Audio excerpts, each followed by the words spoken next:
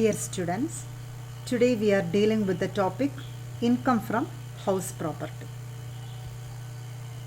We have already studied that there are 5 heads of income.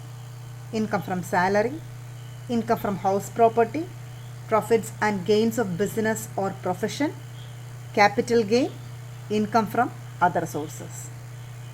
So, income from house property is the second heads of income. Income in the form of rent from house property is assessed under the head income from house property. In tax, we are saying it as annual value of a property that is subject to tax. So, annual value of a property, which means rental income. So, you have to remind that income in the form of rent is assessed under the head income from house property. As per section 22 of the Income Tax Act 1961, the process of computation of income under the head income from house property starts with determination of annual value of a property. I will explain the concept of annual value later on. Basis of charge, section 22. This is charging section.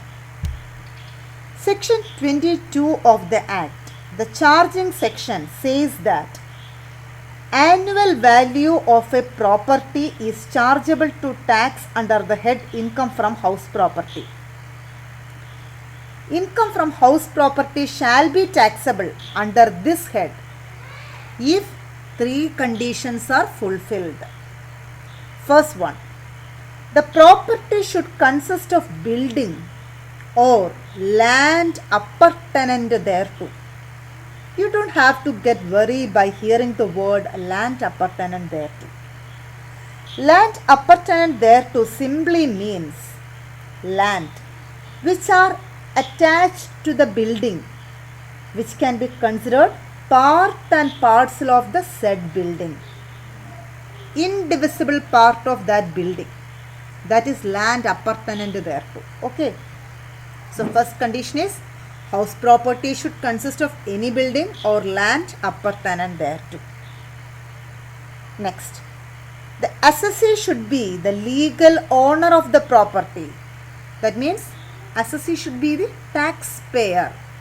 He should be the owner of the property. Third one, the property should not be used for own business or profession of the assessee. That means if the assessee is using that property for his business or his profession, then income arising from such property is not income from house property. So these are the 3 conditions. Next, these are the common terms which is used in computation of house property income. First one, fair rent. Fair rent is the rent which similar properties in the same locality might reasonably fetch. That means the amount the owner of a property could reasonably expect to receive from a stranger from a house property based on rent of similar properties in its locality, or it is the rent which similar properties in the same locality might reasonably get. That is called fair rent. Fair rent is the rent which similar properties in the same locality might reasonably get. Next one, municipal valuation. This is the value as determined by municipal authorities for charging municipal tax on house property. Municipal value is the value determined by municipal authorities for charging municipal tax on house property. standard rent.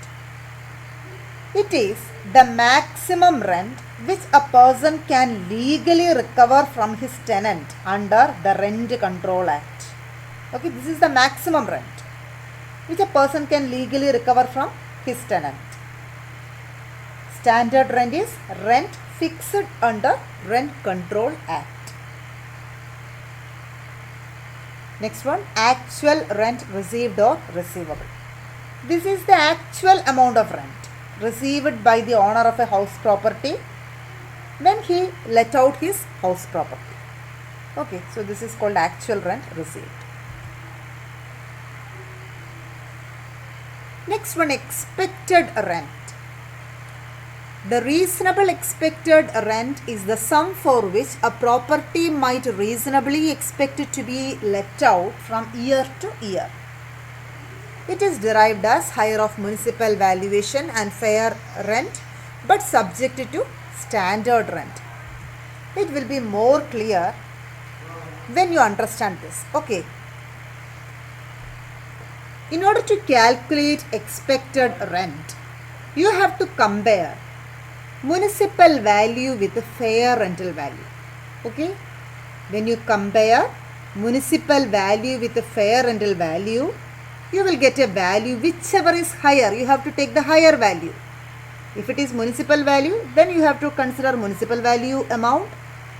If the highest figure is fair rental value, then you have to consider fair rental value. So, compare municipal value with the fair rental value, whichever is higher. That higher figure you have to consider. That figure should compare with the standard rent, whichever is less. That is called expected rent. Okay. So first you have to compare municipal value with the fair rental value, whichever is higher. That higher figure should be compared with the standard rent, whichever is less is expected rent. Next one, unrealized rent.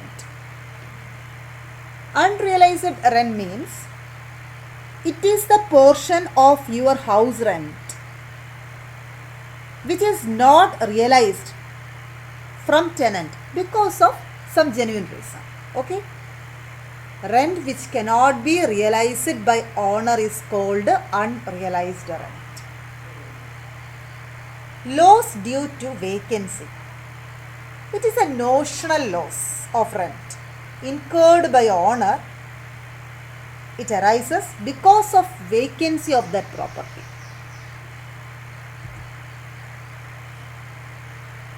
Gross annual value. Annual value means not gross annual value. Annual value means it is the inherent capacity of a property to earn income. That is called annual value. Annual value can be divided into two parts: gross annual value and net annual value. So, what is gross annual value? Gross annual value is the result of expected rent compared with actual rent of the house, whichever is higher. That is called gross annual value. Okay, again look at this slide. This will be more clear. Okay, in order to arrive at gross annual value, first of all, we have to compare expected rent with actual rent. So, step is, in order to arrive at expected rent, what you have to do? First of all, you have to compare municipal value with fair rental value, whichever is higher. That have to compare with the standard rent, whichever is less. That is called expected rent. Again, you have to compare expected rent with the actual rent received, whichever is higher. Expected rent or actual rent, whichever is higher. That is called gross annual value. Okay. This will be more clear when we do some illustrations. So, in the next class, I will explain in detail how to determine expected rent and gross annual value with the help of an example. Okay. Thank you.